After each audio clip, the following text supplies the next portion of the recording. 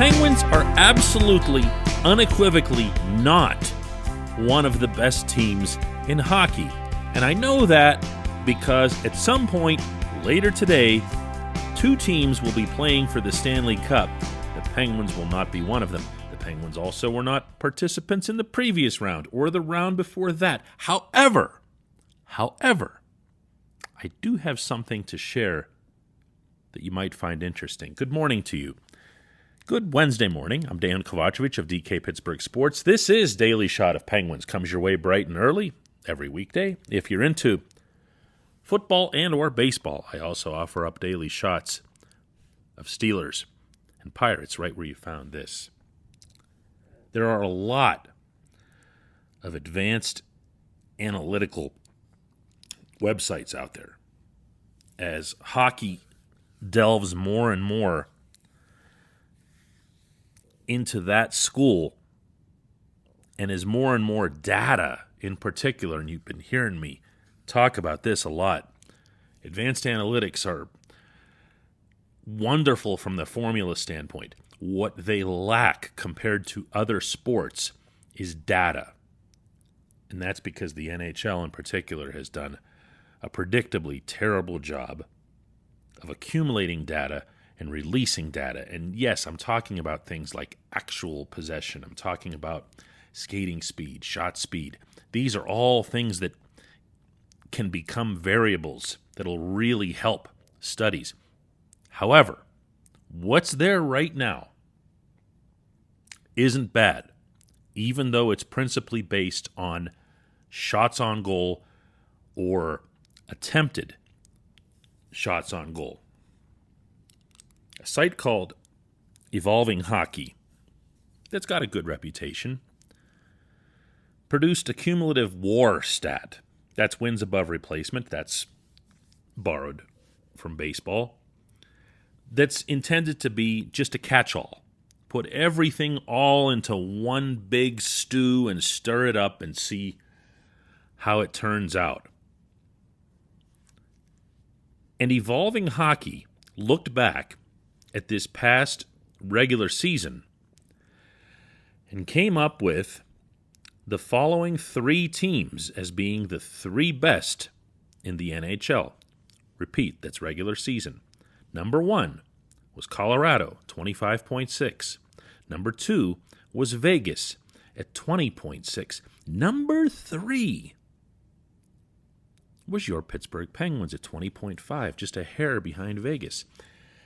And that kind of supports what you saw to an extent. I mean, the Penguins did win their division. The Penguins did do a lot of good things in terms of shot attempts, shot suppression, and so forth. Oh, and by the way, even the goaltending for 2 months was not good, not great, but the very best in the league. In terms of simple save percentage, Tristan Jarry and Casey DeSmith ranked number 1 as a tandem for an entire 2-month contiguous stretch. That's something. What's this mean? That's a different question entirely. This portion of Daily Shot of Penguins is brought to you by Fubo TV. The monthly cost of cable is over $200. Fubo TV is $65 a month to watch all the same channels, including AT&T Sportsnet Pittsburgh. And for a limited time, the listeners to this podcast get a 7-day free trial and 15% off your first month by going to FuboTV.com/DK. One more time, that's FuboTV.com/DK. 15% off first month. That's a real thing. What does it mean that the Penguins rank this high? Okay, I'll dispense with the obvious. Nothing. It's Game 2 of Lightning versus Canadiens tonight in Tampa. Those are, by the terms of the tournament, the two best teams in the NHL. No apologies, no explanations needed. Also, Tampa just might be the best team in the NHL when they've got everybody healthy, which of course they magically didn't until the playoffs, but cap circumvention is another issue for another episode. The Penguins also weren't one of the 4 best teams. The Islanders and Golden Knights were the other semifinalists, and I can go back before that. So all of that matters. In fact, again, per the terms of the tournament, it's all that matters.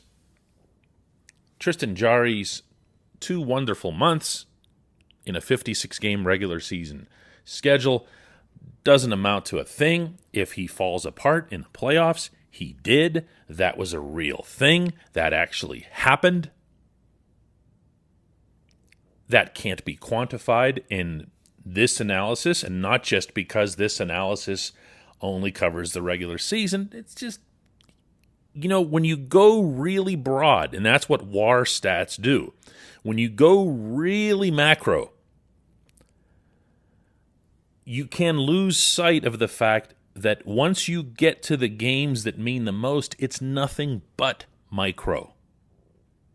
Only the small things matter. So, let's take a look at it from the positive standpoint. Penguins have a pretty good hockey team. I think that's a fair conclusion. And if I'm being honest with you, when I saw this information, that was my first thought. All those things that we heard come from the mouths of Sidney Crosby and Chris Letang and Jeff Carter and all the other players who took their turns after Game 6 on Long Island and then a couple of days later when they did their locker cleanout, all those things about how we really believed this group was going to do it. We feel that this is worth keeping together. Now, you can say that in some kumbaya sense, but this is real. This actually is a very good hockey team. The Penguins do a lot of things very well, and they do those things consistently well. What happened to them in the playoffs was an extremely significant micro thing going wrong. And that's why at the time it was very fair, not mean-spirited, not, because we don't like him or whatever. It was very fair to single out Tristan Jarry. And it remains fair, I think, to continue doing that. It doesn't mean the Penguins can't get bigger, tougher, snarlier, deeper, whatever else. But it does mean that the roster that they have, even though it'll be a year older, the roster that they have is good enough to contend if they have a goaltender they can trust. That's a pretty nice thing to be thinking about in late June, right? Right? All right. When we come back, just one question.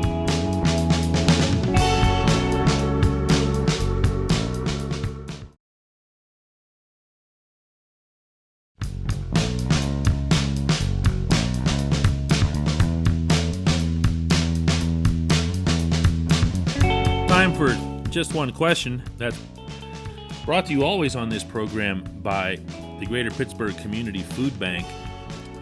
And I'm here to tell you that tomorrow morning at 9 a.m., they are going to have a significant announcement. I was informed of this yesterday. I am looking forward to this. I'll be up for it. It's 9 a.m. and I'll be up for it, which tells you how significant it'll be. Check out pittsburghfoodbank.org to find out how you can make a difference for those in need across Western Pennsylvania. Today's question comes from Daniel Matos, who says, last week on Daily Shot, you talked about possibly using Radim Zohorna on the third line, but wasn't his stay in the lineup too short to draw any definite conclusions? Yeah, that's fair. I think that's definitely fair, Daniel. I also think that when a player a younger player, but remember that Zohorna's not... He's young, but he's also had experience at a top level in Europe.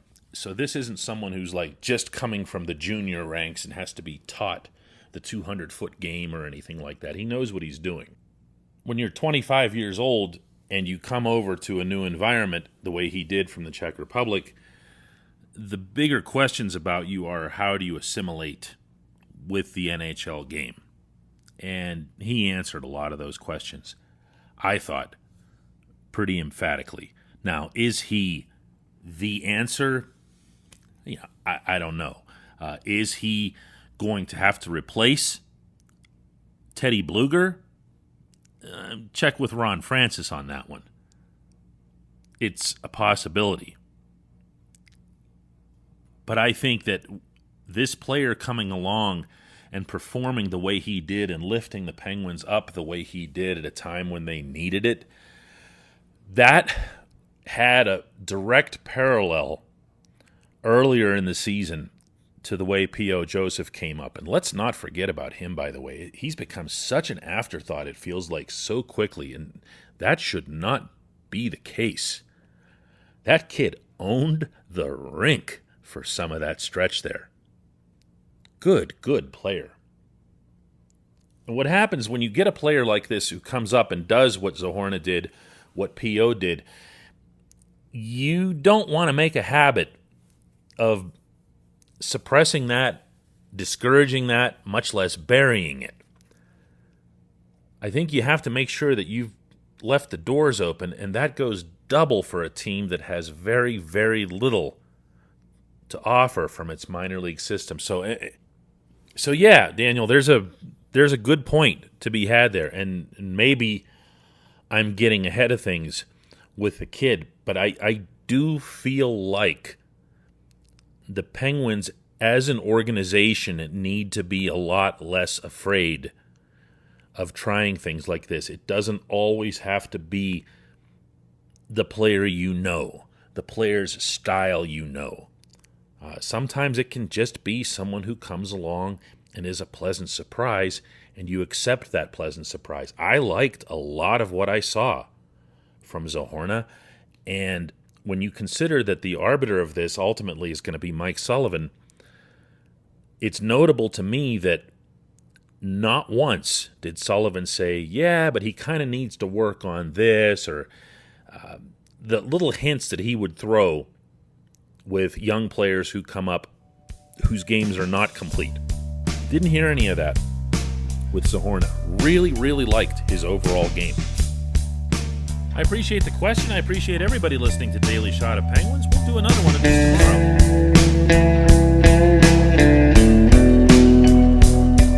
Hey everybody, thanks for listening. Please subscribe to our DK Pittsburgh Sports channel, and don't forget to hit the bell to get notified every time we post a new video or podcast.